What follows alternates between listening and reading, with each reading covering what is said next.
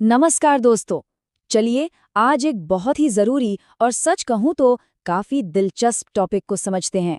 भारत के संविधान में भाषाओं की कहानी, खासकर उन लोगों के लिए जो यूजीसी नेट, टीजीटी या पीजीटी जैसे एग्जाम्स की तैयारी कर रहे हैं। उनके लिए तो ये बातें जानना बेहद जरूरी हैं। तो शुरू करते हैं ये सफर। तो चलिए शुरुआत करते हैं उस एक सवाल से जो लगभग हर कॉम्पिटिटिव एग्जाम में दिख ही जाता है। संविधान की 8वीं अनुसूची में कुल कितनी भाषाएं हैं? सोचिए जरा, क्या इसका सही जवाब पता है? और इसका सही जवाब है 22। जी हाँ, आज की तारीख में हमारी 8वीं अनुसूची में कुल 22 भाषाओं को मान्यता मिली हुई है। इस नंबर को, इस आंकड़े को अच्छी तरह से दिमाग में बिठा लीजिए, ये बहुत ही ज्यादा जरूरी है। लेकिन हम एक मिनट, क्या शुरू से ही ये संख्या 22 थी? जी नहीं, बिल्कुल नहीं। कहानी में एक ट्विस्ट है। ये लिस्ट वक्त के साथ बढ़ी है और आज हम इसी सफर को, इसी विकास को समझने वाले हैं। तो 22 भाषाओं की उस लिस्ट में जाने से पहले एक बहुत ही महत्वपूर्ण कॉन्सेप्ट को समझना जरूरी है, और वो है भारत की राजभाषा। आखिर हमारा संविधान हमारी ऑफिशियल लैंग्वेज के बारे में क्या कहता है? आइए सबसे पहले ये जानते हैं। तो देखिए, यहाँ पर सबसे जरूरी जानकारी है, वो तारीख थी 14 सितंबर 1949, जब संविधान सभा ने हिंदी को भारत की राजभाषा का दर्जा दिया। और इसके जो नियम कानून हैं वो हमें मिलते हैं संविधान के भाग 17 में, अनुच्छेद 343 से लेकर 351 तक। ये तीनों बातें, तारीख, भाग और अनुच्छेद, एग्जाम के लिहाज से बहुत इंपॉर्टेंट हैं। अच्छा, तो राजभाषा का कॉन्सेप्ट तो क्लियर हो गया। अब लौटते हैं अपनी 8वीं अनुसूची पर। तो सवाल ये है कि जब 1950 में हमारा संविधान लागू हुआ, तब इस लिस्ट में कितनी भाषाएं थीं? उस वक्त ये संख्या थी सिर्फ 14। जी हाँ, आज की 22 नहीं, बल्कि केवल 14।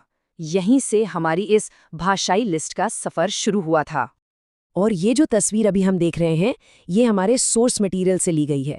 ये आज की 22 भाषाओं की लिस्ट दिखाती है। लेकिन जैसा हमने बात की, ये याद रखना है कि शुरुआत में इनमें से सिर्फ 14 भाषाएं ही इस लिस्ट का हिस्सा थीं। तो अब आते हैं सबसे बड़े सवाल पर। आखिर ये 14 से 22 का सफर कैसे तय हुआ? इसका जवाब भी हमारे संविधान में ही है, संशोधनों यानी अमेंडमेंट्स के जरिए। चलिए इस पूरी यात्रा के पड़ाव को एक एक करके देखते हैं। देखिए, ये जो विस्तार हुआ ना, ये 3 बहुत ही जरूरी स्टेजेस में हुआ। सबसे पहले साल 1967 में 21वें संशोधन के साथ सिंधी भाषा को जोड़ा गया। इसके बाद एक बड़ा कदम 1992 में उठाया गया, जब 71वें संशोधन के जरिए कोंकणी, मणिपुरी और नेपाली को शामिल किया गया। और आखिर में 2003 में 92वें संशोधन ने बोडो, डोगरी, मैथिली और संथाली को जोड़कर इस लिस्ट को 22 तक पहुंचा दिया। इस चार्ट से पूरी कहानी एकदम क्लियर हो जाती है। एक ही नज़र में सब कुछ साफ है। देखिए, 1950 में 14 भाषाएं, फिर 1992 तक हम 18 पर पहुंचे और फिर 2003 में 22 के आंकड़े पर। ये विजुअल इन ज़रूरी सालों को याद रखने का एक बहुत अच्छा तरीका है। तो अब जब हम ये जर्नी देख चुके हैं 14 से 22 तक की, चलिए वापस चलते हैं उस अनुच्छेद पर जो इस सब की नींव है, आर्टिकल 343, जो हिंदी को राजभाषा का दर्जा देता है।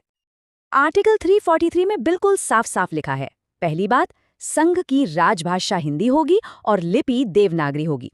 और दूसरी जरूरी बात, सरकारी कामों में जो अंक इस्तेमाल होंगे वो अंकों का अंतर्राष्ट्रीय रूप होगा, मतलब 1 2 3।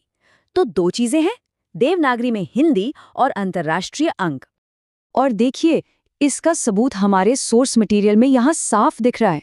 यहाँ न सिर्फ आर्टिकल 343 का ओरिजिनल टेक्स्ट है, बल्कि ठीक ऊपर वो अमेंडमेंट्स भी मेंशन किए गए हैं जिनकी हमने अभी अभी बात की थी कि कैसे हमारी लिस्ट 14 से 22 तक पहुंची। सब कुछ आपस में जुड़ा हुआ है। तो हमने काफी कुछ कवर कर लिया है। अब वक्त है सारी जरूरी बातों को फटाफट दोहराने का, ताकि ये सब अच्छे से याद हो जाए। चलिए इस भाषाई सफर के मेन पॉइंट्स पर एक नजर डालते हैं। तो इसे ऐसे याद रखना है, शुरुआत हुई 14 भाषाओं से।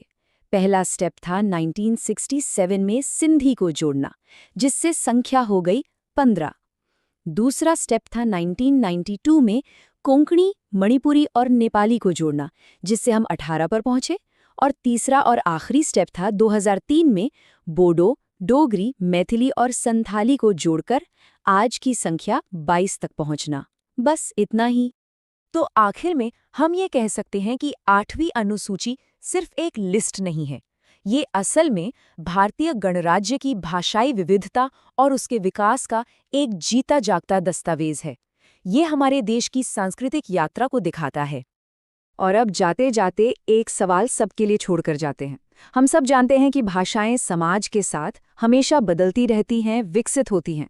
तो क्या लगता है, क्या भविष्य में इस 22 भाषाओं की लिस्ट में और नाम जुड़ सकते हैं? इसी सोच के साथ हम आपको छोड़ते हैं। हमारे साथ जुड़ने के लिए बहुत बहुत धन्यवाद।